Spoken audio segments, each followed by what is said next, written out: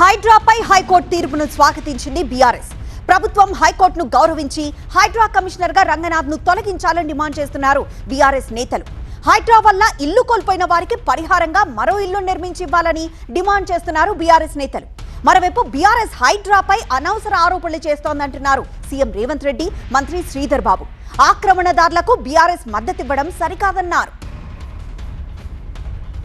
Hydraa bulldozer ను కాంగ్రెస్ వైపు మళ్లిస్తోంది BRS. Hydraa విషయంలో మొదటి నుంచి బీఆర్ఎస్ చెప్పిన విషయాలను హైకోర్టు కూడా చెప్పిందన్నారు బీఆర్ఎస్ నేతలు.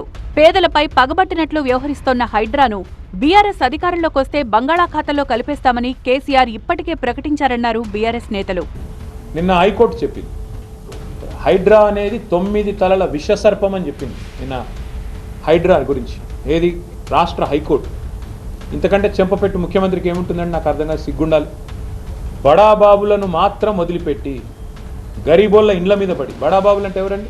రాష్ట్ర రెవెన్యూ మంత్రి పొంగులేటి శ్రీనివాసరెడ్డి ఇల్లు చెరువులో ఉంటుంది, దాన్ని హైడ్రా ముట్టదు. రాష్ట్ర ముఖ్యమంత్రి గారి సోదరుడు ఇల్లు ఎఫ్టీఎల్లో ఉంటుంది, దాన్ని హైడ్రా ముట్టదు. రాష్ట్ర మంత్రులు వివేక్ గారు, శాసన మండలి చైర్మన్ సుఖేందర్ రెడ్డి గారు, రాష్ట్రంలో ఇంకా కీలక నేతలు చాలామంది బిల్డింగ్లన్నీ చెరువుల్లో ఉన్న శిఖాల్లో ఉన్న వాటిని మాత్రం హైడ్రా ముట్టదు. ఎవరిని ముడుతుంది హైడ్రా? బీద బిక్కి మధ్యతరగతి ప్రజలు.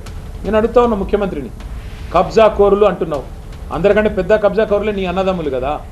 అందరికంటే ఎక్కువ ఆస్తి దోస్తున్నది, అందరికంటే ఎక్కువగా ఇవాళ విధ్వంసం చేస్తున్నది నీ మంత్రులు కదా.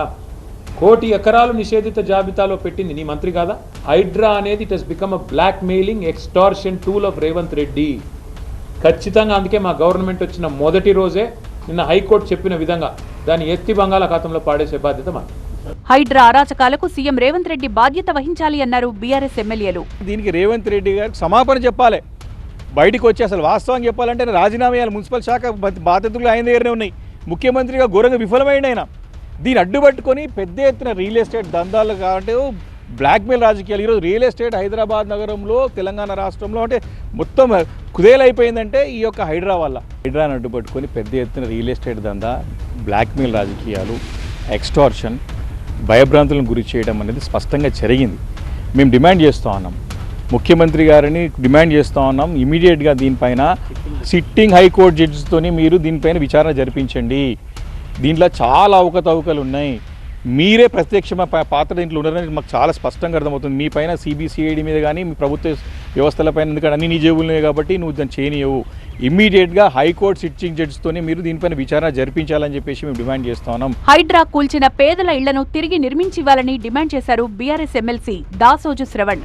థ్యాంక్స్ టు హైకోర్టు, వాళ్లే ఇవాళ రంగనాథ్ను పక్కకెత్తి పడేసిండ్రు. ఆయన ఇచ్చిన ఆదేశాల మేరకే రంగనాథ్ విధ్వంసాలు చేసిండు. ఆ విధ్వంసాల ఫలితంగా ఇండ్లు కోల్పోయి బిచ్చగాళ్ళు అయిపోయి నానా ఇబ్బందులకు గురవుతున్నటువంటి ఒక ప్రజలను ఆదుకునేటువంటి ఒక రాజ్యాంగపరమైన విద్యుత్ ధర్మం రేవంత్ రెడ్డి పైనే ఉంది. ఆయన జేబులకెళ్ళి ఏమి ఏమంటలే నేను. ఆర్ఆర్ ట్యాక్స్లకెళ్ళి రేవంత్ రెడ్డి డబ్బులు ఇవ్వాల్సిన అవసరం లేదు. ఆయన వసూళ్లు చేసిన ఆర్ఆర్ ట్యాక్స్లకెళ్ళి at least from the public exchequer ఎక్కడెక్కడ డిమాలిష్ చేసినావో ఆ కంపెన్సేషన్స్ అన్ని కూడా ప్రభుత్వమే భరించాలని చెప్పని కోరుకుంటూ బీఆర్ఎస్ నేతలు కబ్జాదారులను కాపాడేందుకు కోర్టు ధిక్కరణ కేసులు వేస్తున్నారన్నారు సీఎం రేవంత్ రెడ్డి. ఎక్కడైతే కబ్జాకోరులు తప్పుడు డాక్యుమెంట్లతో కోర్టులను తప్పుదోవ పట్టించి, అదేవిధంగా బతుకమ్మ కుంట లాంటి వాటిని కూడా బీఆర్ఎస్ వాళ్ళు కబ్జా పెట్టుకొని దాంట్లో కూడా కంటెంప్ట్ ఆఫ్ కోర్టు వేసిండ్రు. దాని పేరే బతుకమ్మ కుంట. ఆ బతుకమ్మ కుంటను ఆక్రమించుకుంటే దాన్ని పునరుద్ధరించిండ్రు. దాని మీద కూడా కోర్టు ఈరోజు కంటెంప్ట్ మూవ్ చేసిండ్రు, కేసు నడుస్తుంది. వీటిని ఏ విధంగా చూడాలి? అదేవిధంగా ముఖ్యమైన ఒక కబ్జాకోరు 100 ఎకరాల ప్రభుత్వ భూమిని కబ్జా పెట్టుకుంటే ఖాళీ చేయించింది. ఏ విధంగా చూడాలి? సో ఇలాంటి వాళ్ళు కూడా ఈరోజు మీకు కంటెంప్ట్ ఆఫ్ కోర్ట్ అని కేసులు వేసింది. కాబట్టి దయచేసి హైడ్రాని పని చేయనీయకుండా అడ్డుకోవాలనే కబ్జాకోరులకు మీరెవరూ సహకరించండి. మీడియాకు కూడా నేను విజ్ఞప్తి చేస్తున్నా, ఈరోజు ఏ భూమి కూడా ఇతరులకు ఇవ్వలే. ప్రభుత్వం తీసుకున్నది చెరువులను, కుంటలను పునరుద్ధరించింది. Can convention కూలగొట్టిరు, పేదోళ్ళదా? అది గండిపేట చెరువులు ఆక్రమించుకున్న వాళ్ళని కూలగొట్టిరు, పేదోళ్ళదా? బతుకమ్మ కుంటను ఆక్రమించుకున్న వాళ్ళు పేదోళ్ళ? ఎట్లా సుధాకర్ రెడ్డి అని టీఆర్ఎస్ కాన్స్టిట్యున్సీ ఇన్ఛార్జ్ కేసీఆర్ గారు వస్తే విమానంలో పూల వర్షం కురిపించండు.